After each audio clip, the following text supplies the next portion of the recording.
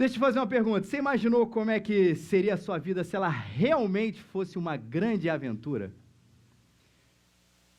A gente tem falado aqui um pouquinho sobre essa história da gente imaginar a nossa vida como uma aventura. A gente falou um pouquinho semana passada, mas eu queria te chamar para entender o que seria se todos os dias a sua vida realmente fosse uma grande surpresa. Lembra que a gente falou isso semana passada? Um pouquinho? Poxa, que coisa boa, a coisa da novidade, da coisa diferente. Mas você já imaginou o que seria a sua vida se realmente todos os dias fossem uma surpresa, todos os dias você tivesse uma coisa diferente para fazer, todos os dias fosse uma grande novidade? Parece bom, não parece? Em um certo momento? Uau! Qual é o script da segunda-feira? Não sei. Da terça? Não sei. Da sexta? Não sei. Do mês que vem? Que coisa maravilhosa eu vou viver fora dessa rotina. Mas, sinceramente, você ia gostar disso? Por exemplo, amanhã é segunda-feira, você não sabe que horas você vai pegar no trabalho, mas amanhã você vai descobrir que é 11 horas da manhã. Gostou, né? Coisa boa, amanhã 11 horas. Na verdade, 11 horas você tem que acordar, Ricardo. Chega às 11h30, 11h40, a hora que você chegar tá bom, tá tranquilo, desde que seja depois das 11h30. Segunda-feira, terça-feira, 4 da manhã. Sinto ânimos aqui um pouquinho diferentes depois.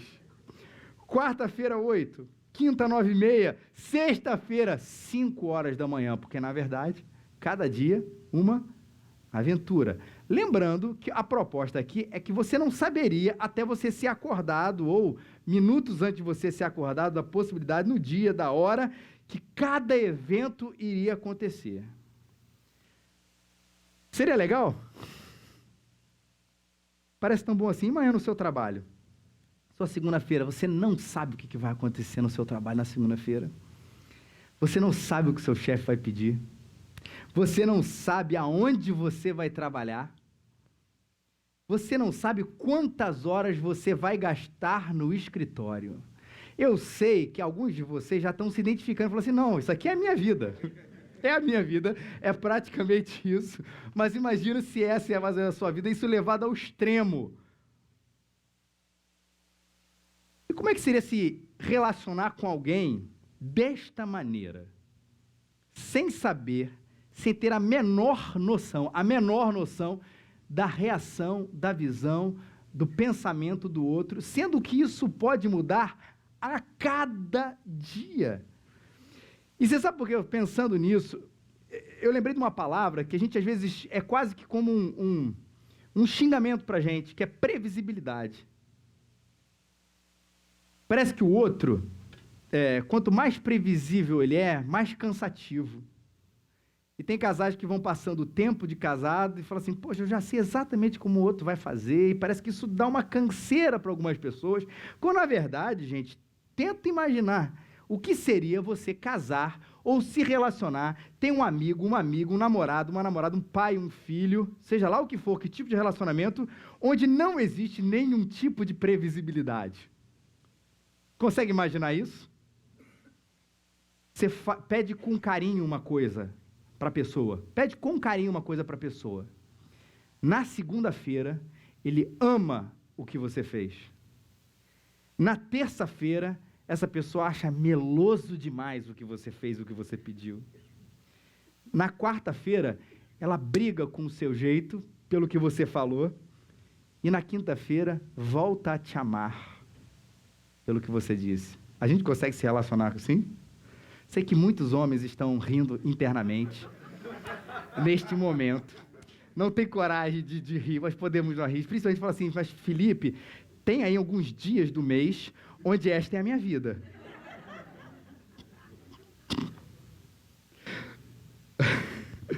Eu acho que uma das grandes bênçãos da gente poder se relacionar com o outro é poder dizer uma dessas frases que a gente acha bonito nas séries, e que é legal quando a gente... É só eu olhar para ele, eu só olhar para ela, que eu já sei o que ele está pensando, eu já sei o que ela está pensando. Não é bom a gente ter isso? Não é bom a gente poder saber exatamente ou parecido o que o outro está pensando, sem que isso gere uma grande pergunta, um grande medo da gente, o que o outro vai achar, o que o outro vai pensar, porque todos os dias é uma caixinha de surpresa. Resumindo aqui, gente, a previsibilidade é uma característica da intimidade. Toda intimidade vai gerar na gente pessoas um pouco mais previsíveis. Claro, humanos são humanos, pessoas são pessoas, e pode ser que haja uma grande surpresa, diferente daquilo que a gente está pensando, mas a gente mais ou menos sabe, pelo tempo que a gente está com o outro, pelo tempo que a gente está se relacionando, o que é que vai acontecer, o que o outro acha, o que o outro pensa, o que o outro gosta, o que o outro vai querer de Natal, o que o outro não gostaria de ganhar de Natal. Porque a gente vai ficando íntimo, próximo, isso vai ficando previsível para a gente. E deixa eu ser absolutamente direto nessa transição para o que a gente vai falar aqui agora, gente. Quando Jesus veio, ele nasceu e veio nos salvar, ele veio nos reconectar com Deus. E aqui o importante, e aqui que eu faço o link.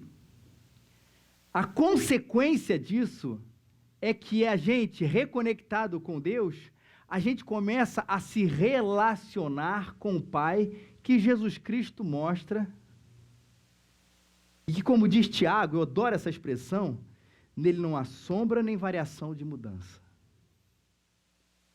Em outras palavras, o que Deus amava antes, ele continua amando hoje. O que Deus não gostava antes, Deus continua não gostando hoje.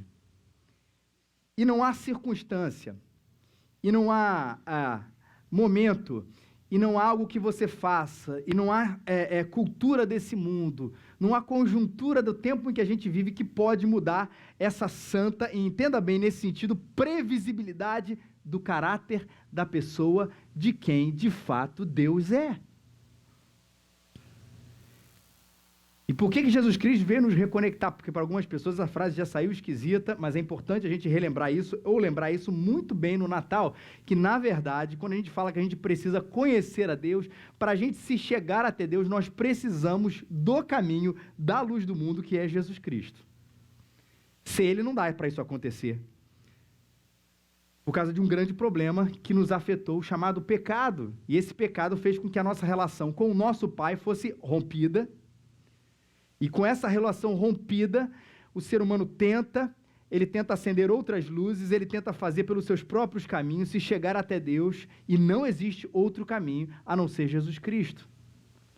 E não existe outra coisa que eu e você possamos fazer para não chegar até Deus, que não seja a pessoa de Jesus Cristo, ou crer nele.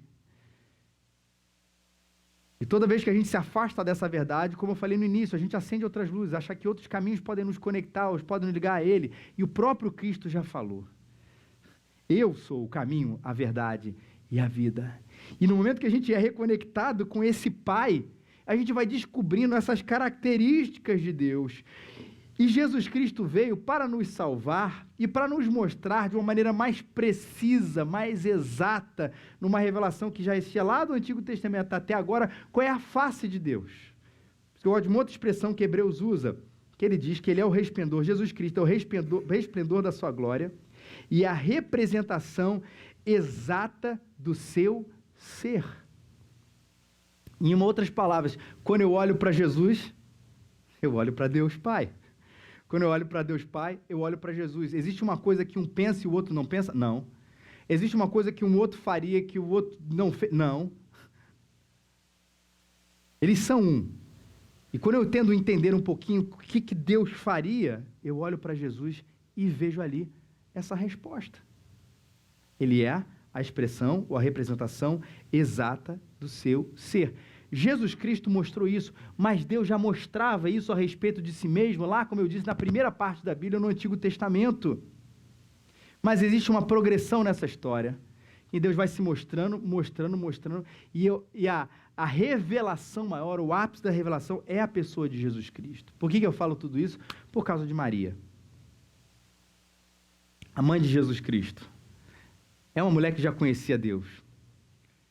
Era uma mulher que já olhava não para as páginas, mas para os textos do Antigo Testamento, para aquilo que ela ouvia a respeito de Deus, através da tradição oral, de tudo que as pessoas diziam a respeito de Deus, e falava assim, eu conheço esse Deus. E diferente de nós, no texto que nós vamos ler daqui a pouquinho, Maria mostra que ela tinha essa intimidade de um Deus que ela sabia como ele era. Não como às vezes a gente acha que ele é, mas como um Deus de fato ele é.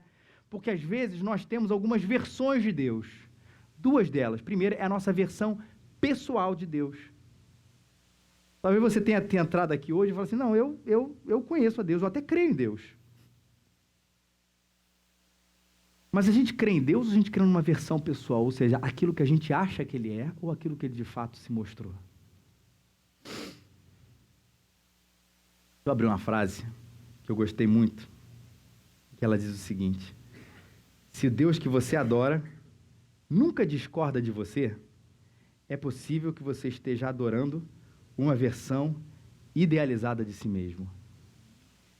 Se o Deus que você adora nunca discorda de você, é possível que você esteja adorando uma versão idealizada de si mesmo. Quem falou essa frase, Rafaela? Tim Keller.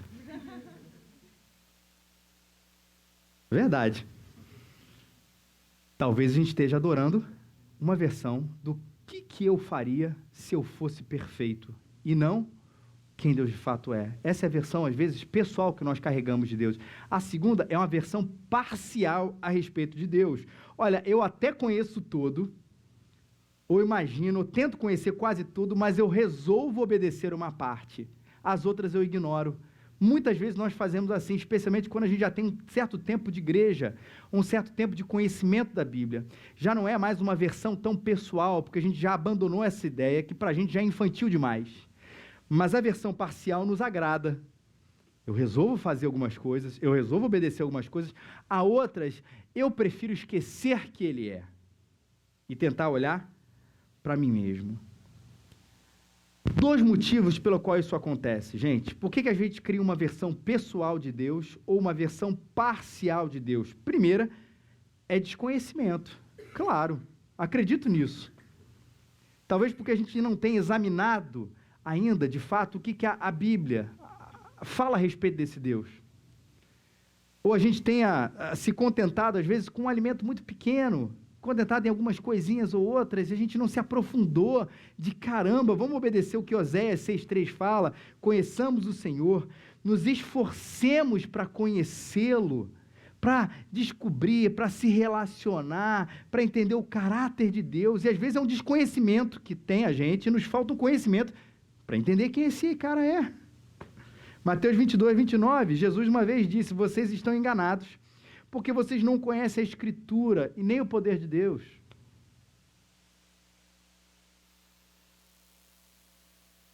Falta conhecimento. A gente lê a Bíblia, descobrir quem Ele é, e muitas vezes, por isso que eu gosto dessa palavra de Jesus, conhecer quem Ele é e conhecer que, de fato, o que Ele falou é verdade.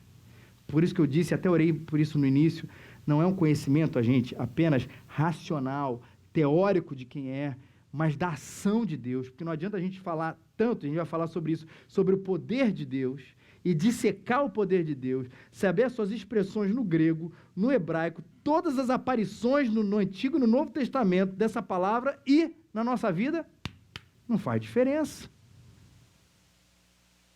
O conhecimento vai para além disso, passa pelo conhecimento da palavra que torna essa palavra viva a respeito desse Deus é vivo. Falta às vezes conhecimento, mas às vezes, gente, o que nos faz criar uma versão pessoal de Deus ou parcial de Deus, desconhecimento e a outra palavra, endurecimento.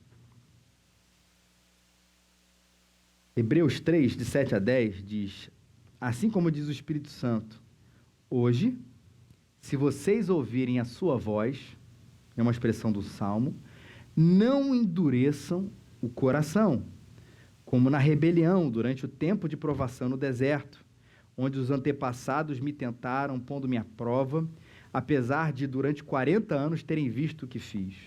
Por isso, fiquei irado contra aquela geração e disse, os seus corações estão sempre se desviando e eles não reconheceram os meus caminhos.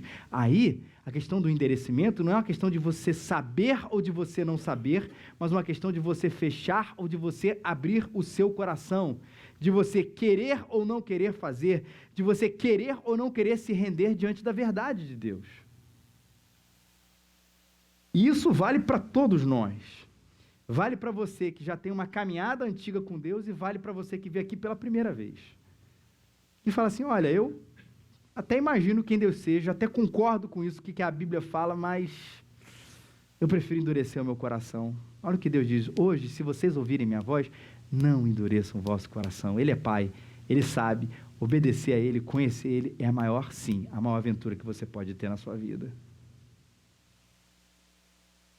Se o seu problema é conhecimento, olha aqui para mim, busque. Se te falta isso, conhecimento, busque. Se debruce na palavra, se debruce na oração. Se permita, se é que a gente pode dizer isso, ser quebrantado, arrependido por Deus, mudado, com o coração voltado para Ele, gente. Eu tenho certeza que se aqui, não vou fazer isso, se eu chamasse alguma das pessoas, assim, ó, nas últimas 2 semanas, me conta uma experiência sua com Deus, a gente poderia ver de verdade como Ele é real. Quando a gente busca Ele no nosso quarto, quando a gente busca a sua palavra, o seu conhecimento, Ele se revela para a gente, Ele se mostra para a gente, não quase nunca de uma maneira audível, sobrenatural, mas é no coração da gente. Não deixe de crer nessas coisas, mas quase sempre no coração da gente. E temos gente aqui hoje, em pleno século XXI, gente muito bem estudada, gente nem um pouco manipulada, mas que sabe quem Deus é, porque o conhece e o busca. Agora, se o seu problema é endurecimento, se arrepende, se entrega, se renda de todo o seu coração. E vamos aprender um pouquinho com a Bíblia, com o que Maria diz a respeito de Jesus? Lucas capítulo 1, versículos 46 a 52. Se você precisa de uma Bíblia, é só você levantar a sua mão, nós vamos entregar para você uma Bíblia aonde você está, já aberta. Lembrando, a gente falou que semana passada, a gente lendo uma versão Almeida século XXI, se você tem a revista atualizada, é muito parecida. Lucas 1, de 46 a 56. Mantenha aí sua mão que a gente vai entregar para você uma Bíblia onde você está. Aqui, mais uma galera aqui na frente. Ali a Ju.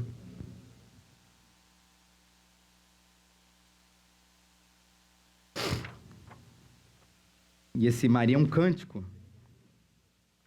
Um cântico aí nesse período de Natal. Maria está estarrecida, absolutamente estarrecida com o que o anjo havia falado para ela. O anjo disse para ela, não temas, Maria, porque você encontrou graça diante de Deus, ficarás grávida, dará luz a um filho, a quem darás o nome de Jesus, e ele será grande e se chamará Filho do Altíssimo. O Senhor Deus lhe dará o trono de Davi, seu pai. Ele reinará eternamente sobre a descendência de Jacó e seu reino não terá fim. Olha o que o anjo falou com ela. E a resposta de Maria é essa que a gente vai ler agora, Lucas 1, de 46 a 56. Então Maria disse, a minha alma engrandece ao Senhor. O meu espírito exulta em Deus, o meu Salvador, porque Ele deu atenção à condição humilde de sua serva. A partir de agora, todas as gerações me chamarão bem-aventurada, porque o Poderoso fez grandes coisas para mim, o seu nome é santo. A sua misericórdia passa de geração para geração sobre os que o temem. Manifestou poder com o seu braço, dispersou os que eram arrogantes no pensamento do coração, derrubou dos tronos os poderosos e elevou os humildes. Aos famintos encheu de bens e de mãos vazias mandou embora os ricos. Auxiliou Israel, seu servo, lembrando-se da sua misericórdia, para com Abraão e sua descendência para sempre, como prometera aos nossos pais. E Maria ficou com Isabel cerca de 3 meses e depois voltou para casa. Tem outra coisa, né? Depois que a gente ouve uma notícia tão maravilhosa como Maria ouviu, o que a gente quer é adorar. E esse cântico é uma expressão da adoração de Maria, onde ela vai falar, como eu disse aqui para vocês no início, como é que ela conhecia esse Deus, e ela vai mostrar para a gente que é uma mulher que anda com Deus. Ela diz, olha, a minha alma engrandece ao Senhor, o meu espírito se alegrou no meu Salvador. Interessante como Maria parece uma grande teóloga aqui nesse texto. Ela vai dissertando e vai falando tantas vezes sobre o caráter de Deus, sobre a pessoa de Deus, fruto da sua intimidade com Ele. Como todos nós podemos ser, porque nesse quesito, gente, entendam bem, Maria não era mais especial do que ninguém. Mais especial no sentido de que ela não era uma mediadora. Ela era uma serva, como eu e você somos. E podemos ser, claro, encarregada de uma tarefa especialíssima. Por isso que a gente não fala mal dela de jeito nenhum. De jeito nenhum. Mas na condição de serva, de filha de Deus, como nós somos. E ela se alegra, minha alma engrandece ao Senhor. Ele é o meu Salvador. Interessante que essa palavra Salvador, e Maria está com a cabeça muito também no Antigo Testamento, ela tem duas conexões importantes quando ela fala a respeito de salvação. O Antigo Testamento ele mostra a salvação de Deus de duas formas, ou de duas maneiras. Primeiro, no que a gente hoje comumente vai chamar de livramento. Ele foi meu Salvador. Eu estava andando essa semana na rua e teve um livramento, um ônibus passou, um carro passou, quase me atropelou e tudo. Caramba, ele me livrou. Ele foi o meu Salvador. Estava passando por uma situação financeira complicada, uma situação de doença difícil, estava desenganado, estava nisso, aquilo, uma situação concreta, física, ele foi o meu Salvador. E o Antigo Testamento vai apontar para Deus muito como aquele que intervém nas nossas situações diárias, nossa situação do cotidiano. Nessa batalha não tereis que pelejar, prostrai-vos, ficai parados, veja a salvação do Senhor para com vocês. Não temais, nem vos assusteis, amanhã sairei ao encontro, porque o Senhor será convosco. Isso é uma batalha que o povo de Israel estava enfrentando, e Deus se apresentou como Salvador. Eu vou fazer com que vocês vençam essa batalha, eu vou à frente, eu sou o Salvador, eu sou aquele que vou livrar, eu sou aquele que é o vosso libertador. Mas em outros momentos, o Antigo Testamento também mostra esse Deus que é Salvador, porque Ele dá o livramento, mas é o Salvador também porque Ele transforma o coração. Salmo 51 diz o seguinte: devolve-me a alegria da tua salvação, me sustenta com o espírito pronto a te obedecer. Então ensinarei os teus caminhos aos transgressores, para os que os pecadores se voltem para ti. Livra-me da culpa dos crimes de sangue, ó Deus, da minha salvação, e minha língua clamará a tua justiça. Quando Davi escreve isso, ele não está falando de um livramento físico. Ele está falando assim: pai, eu pequei. Pai, eu errei.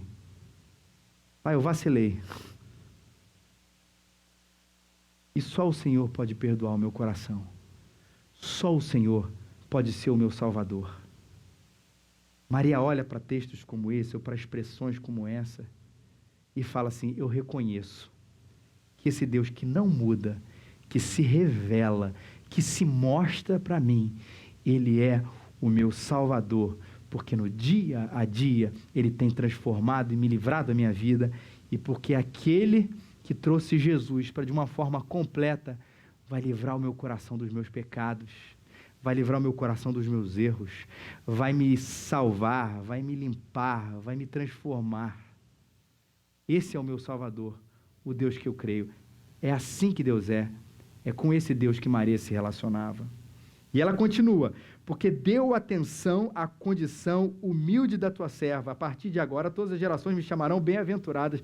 Eu achei interessante isso, que ele deu atenção à condição humilde da sua serva. Sabe o que esse texto fala? Ou, na verdade, essa expressão de Maria fala da pessoalidade de Deus. Daqui a pouco, Maria vai começar a falar dos grandes feitos.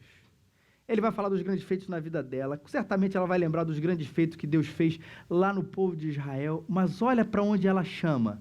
Um Deus que conhece tudo, que conhece todos, um Deus eterno, para quem não tem passado, presente e nem futuro, um Deus que controla todas as coisas, mas que prestou atenção em mim.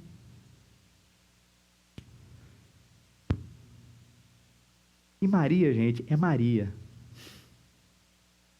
Ano passado, no Culto das Luzes, eu falei um pouquinho sobre isso, de Maria e de José. Hoje, Maria e José se tornaram nomes que expressam, não é verdade? A nossa coisa bem comum. São nomes comuns, não são nomes feios. Por favor, gente, se você é Maria, se você é José, não estou falando mal do seu nome de jeito nenhum, mas mostrando que são Marias e Josés, não são imperadores. Foi isso que eu falei ano passado. Quando a gente começa a olhar para a atenção de Deus, diz, não, Deus não está olhando para uma mulher, a mais poderosa do reino de Israel, a mais poderosa do Império Romano, a mais poderosa do seu tempo. Não, a gente está olhando para uma pessoa que passaria por qualquer pessoa entre nós, e naquela época, despercebida. É gente como a gente. E ela já sabe que mesmo sendo assim, nós somos todos aqui, gente como a gente, pessoas comuns, pessoas simples, pessoas normais aí falando dessa maneira, Deus olha para a condição humilde, simples da sua serva, do seu servo, minha e sua.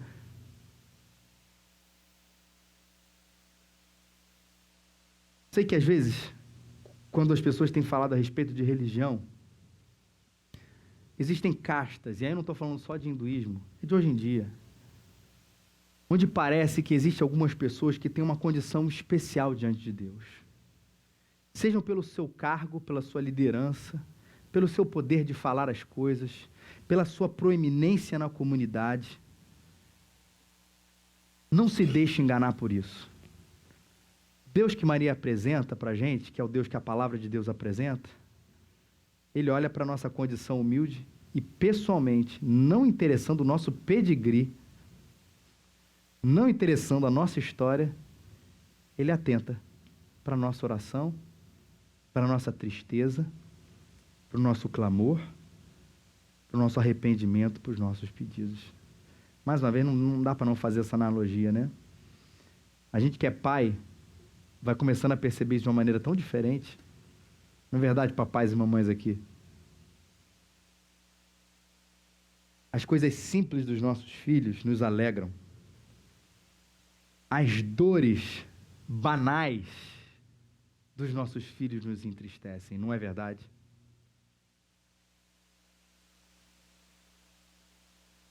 E não interessa quem ele é. O fato é que ele é nosso filho. Deus é assim, Ele deu atenção à condição humilde da sua serva, porque o poderoso fez grandes coisas para mim, o seu nome é santo. Duas coisas aqui. Deus é poderoso e Deus é santo. Como é que Maria não podia falar de uma maneira diferente a respeito do poder de Deus? Olha, Maria, vou te dar uma explicação muito lógica, muito racional. O anjo chega para ela e fala assim, a partir de você nunca teve relação, você de fato é uma virgem, ainda não casou com José, não desposou com ele, mas a partir de você vai nascer o Salvador. Espera aí. Como é que isso pode acontecer? Aí o anjo dá aquela explicação, né? Descerá sobre ti o Espírito Santo e o poder do Altíssimo te envolverá. A famosa explicação que não explica nada. Então, ela assim, mais uma vez, olha, Deus está cuidando desse negócio. O anjo vai descer, minha filha, não se importa, sua barriga vai começar a crescer, você vai ter 1 mês, 2 meses, 3 meses, daqui a pouco você vai ver que está grande, sem relação, como isso é possível. Acredite, Deus está cuidando de todas essas coisas. É essa a explicação, mais ou menos, que o anjo dá para ela, o que a gente pode entender. Ele fala assim, cara, esse é poderoso. E como eu falei no início, gente, não adianta nada a gente dissertar, discernir, entender, dissecar as palavras, sem que isso leve, de fato, a gente acreditar que, de fato, Deus é poderoso. E volta e meia, nós, principalmente nós, presbiterianos, somos confrontados com esse tipo de coisa, não é verdade? Lembro uma vez um autor reformado, falando sobre um assunto que ele falou assim, ó, é o seguinte, falando sobre o Espírito Santo, falando sobre o poder, ele falou assim, esse Espírito Santo, esse poder, dos quais nós, pastores e teólogos, quase não conseguimos ousar falar, mas aqueles que têm entrado na frente da evangelização têm muito mais a nos ensinar sobre eles. Eu lembro quando ele falou isso, no equívoco sobre a igreja, eu falei assim, caramba, esse cara bateu forte no meu coração. Volta e meia nós somos confrontados com o poder de Deus, vindo de pessoas simples, que dariam explicações, mais ou menos assim, ó, eu não sei o que aconteceu, só sei que foi assim. Não é? E a gente começa, não, mas para, olha, não sei, só sei que foi assim. Falta essa simplicidade para a gente. Como igreja crescendo, como você na sua vida, como você como presbiteriano ou não, a dimensão de que a gente não precisa mais só falar sobre o Deus que é poderoso, a gente precisa acreditar, dar passos de fé que não tem nada a ver com dinheiro, mas passos de fé para acreditar nessa realidade que parece que está escapando dos nossos olhos. Porque inventamos uma religiosidade para a cabeça e para a cabeça somente, para o intelecto e para o intelecto somente, enquanto tem gente que nos ensina, só sei que foi assim, e a gente tenta, por um lado ou do outro, justificar o que acontece em outros lugares e não acontece nos nossos meios, com argumentos racionais que parece que Deus pega, rasga e fala, não é nada assim, eu sou poderoso e ponto final.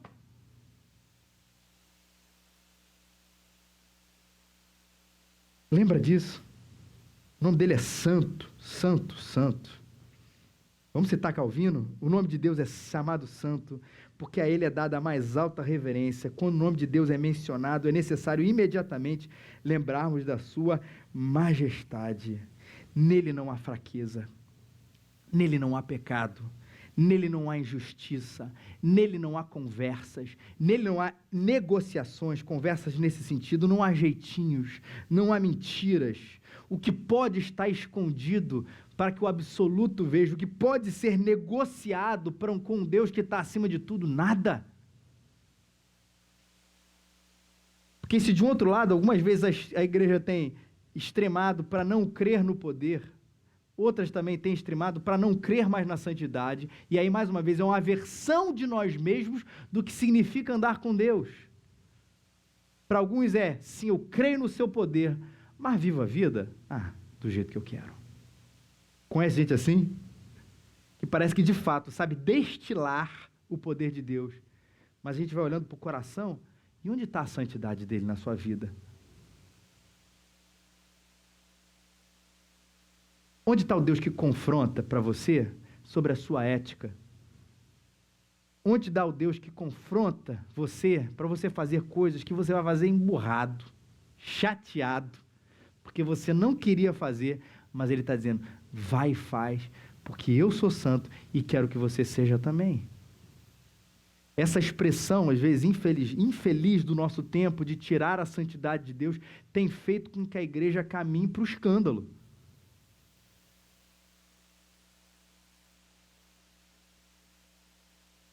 E se nós somos um ponto, como falamos há pouco tempo, de mostrarmos essa intimidade, também somos um ponto para mostrarmos para esse mundo a santidade de Deus. Nele que não há pecado, nele não há negociações, nele onde não há jeitinho, e que quer que a gente desfrute dessa santidade como povo de Deus também.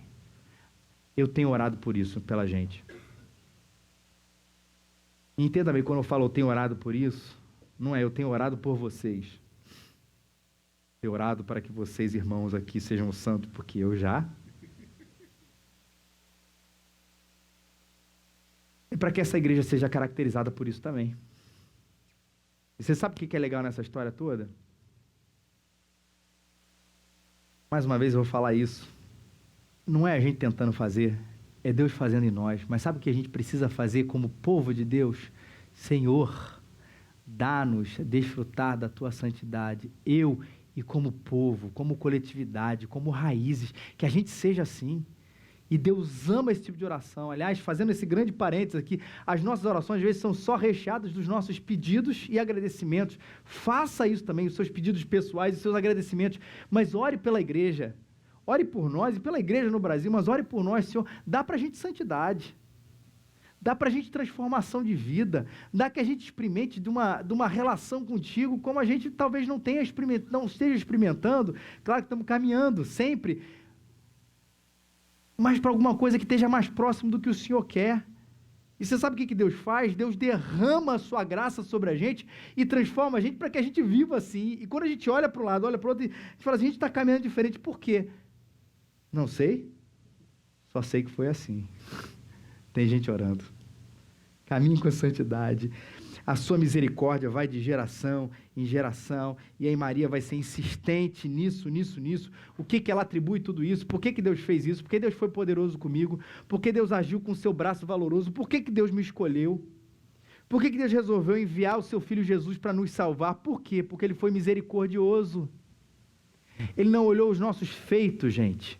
Ele não olhou as coisas boas que a gente fez. Ele, pelo contrário, ele viu a nossa própria condição tão ruim e resolveu agir de uma maneira misericordiosa.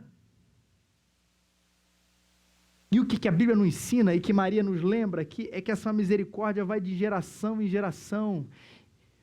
O que o profeta vai dizer é que ela se renova a cada manhã. Que Deus não cansa de ser misericordioso com você. Nós é que às vezes cansamos de pedir misericórdia para Ele. E por vezes, escondemos os nossos erros numa tentativa de fazer com que o nosso bom comportamento lhe agrade, ao invés de pedir diariamente o que Ele tem em abundância, misericórdia. Misericórdia. Foi por isso que Deus olhou para Maria. Não porque ela era uma pessoa mais especial, mas porque Deus teve misericórdia dela. Esse Deus agiu com seu braço valoroso, derribou do seu trono os poderosos, encheu de bem os famintos, despediu vazios os ricos. Maria vai começar a falar um pouquinho exatamente dessa questão da prática. Olha como é que Deus fez, inverteu nas ordens. Aquele que é mais poderoso começou a agir em favor dos mais fracos. Aquele que é cheio de graça, cheio de misericórdia, agiu em favor daquele coração que olhou para ele e falou: Senhor, eu preciso de Ti. E aí vamos lembrar do sermão do ano passado: os reis e poderosos perderam o seu espaço diante daquele que sim assenta no trono da eternidade e que rege todas as coisas. Fico imaginando, gente, como Deus ri, como Deus e mesmo dessas pessoas que, de alguma maneira, acham que tem poder para resolver alguma coisa. Quando um braço se levanta para fazer alguma coisa, quando um braço se levanta, uma caneta é assinada para resolver algum problema mundial, e Deus vem e fala assim: não sabem vocês que quem governa todas as coisas sou eu? Ele sim é o poderoso. E age de uma maneira diferente, olhando para quem ninguém vê. Amparou Israel, seu servo, a fim de lembrar da sua misericórdia. Olhou para Maria, olha para a gente e diz, e aqui eu quero terminar essa parte, como prometera aos nossos pais. Ele agiu como prometera aos nossos pais. Deus é fiel em suas promessas. Deus um dia falou: eu suscitarei um Messias, eu suscitarei um Salvador. Eu vou mandar para esse mundo a luz do mundo. Deus falou, e agindo Ele, quem impedirá? Agindo Deus sobre as suas promessas, quem somos nós para duvidarmos deles? Eu sei que muitas vezes, quando a gente vê a questão das promessas, e é óbvio, a gente tem que olhar para as promessas bíblicas, para o que Deus prometeu na sua palavra, o que Deus prometeu na sua história, na história da redenção, desde o Antigo Testamento até o dia de hoje. Claro, o que Deus prometeu, mas eu tenho certeza que muitas dessas promessas têm aplicação na sua vida hoje. E eu louvo a Deus, e eu agradeço a Deus, porque Deus não, apesar de nós queremos, Deus não cria uma geração de mimados. O Senhor está demorando, desculpa, toma. A gente está criando uma geração assim, né? Mas Deus não é assim. Deus não é utilitário, Deus não é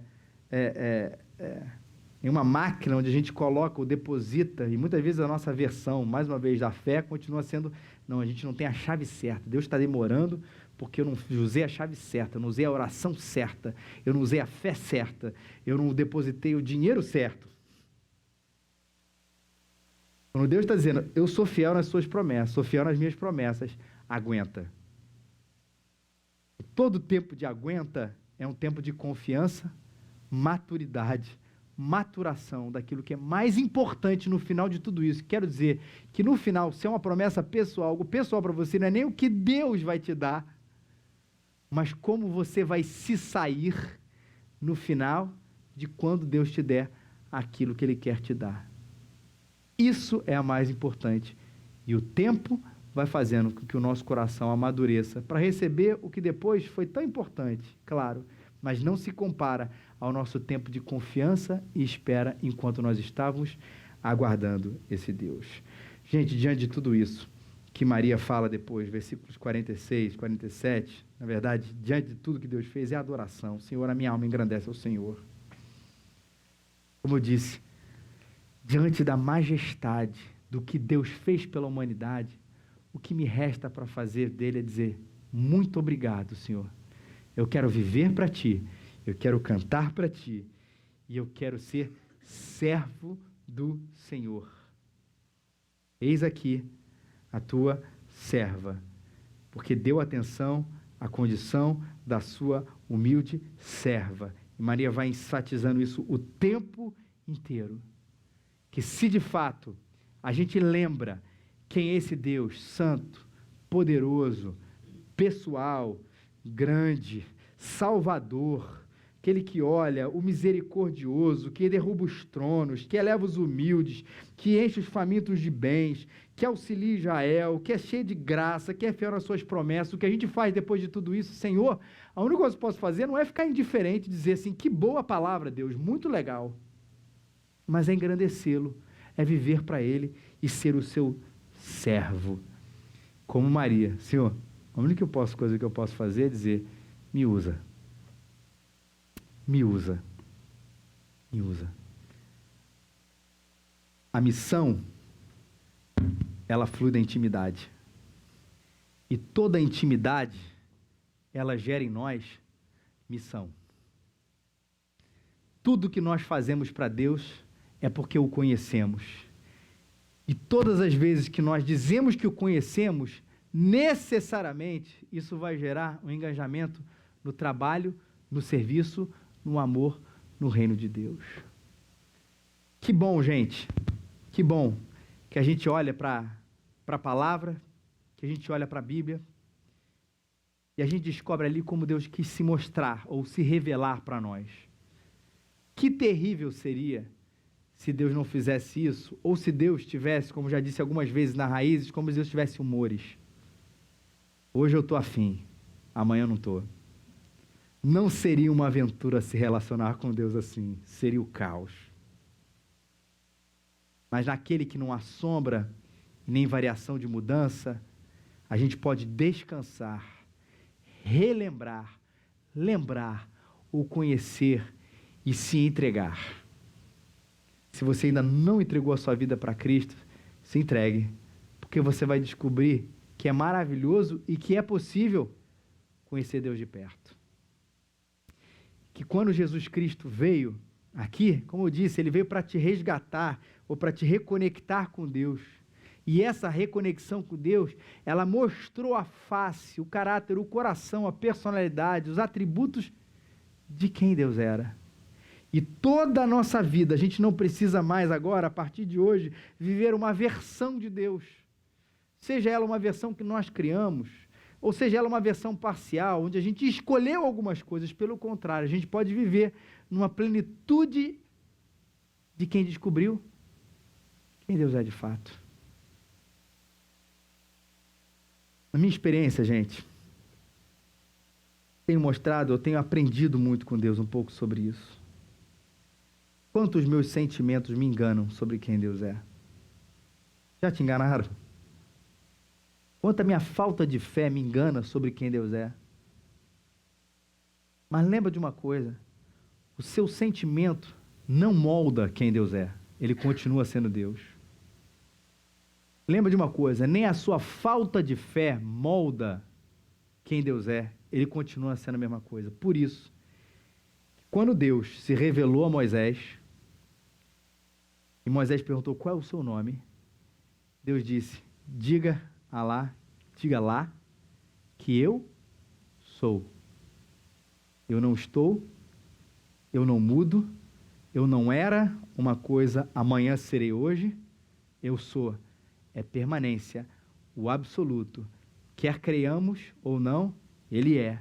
Quer sintamos ou não, ele é. Quer esmorecemos ou não, ele é.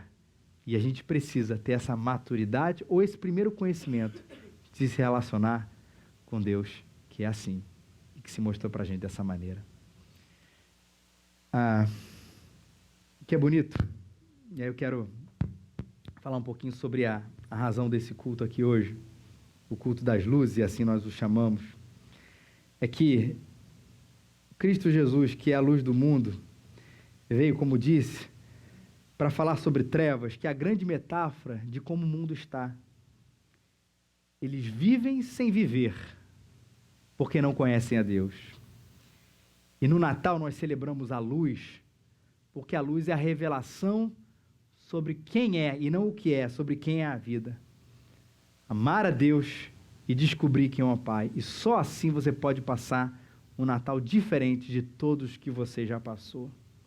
E, na verdade, você vai descobrir que não é só um Natal diferente, é uma vida diferente de todos que você já passou. Se você se converteu em algum momento da sua vida, você já pode ter reparado que o seu primeiro Natal, como convertido ou novo convertido, foi diferente, não foi?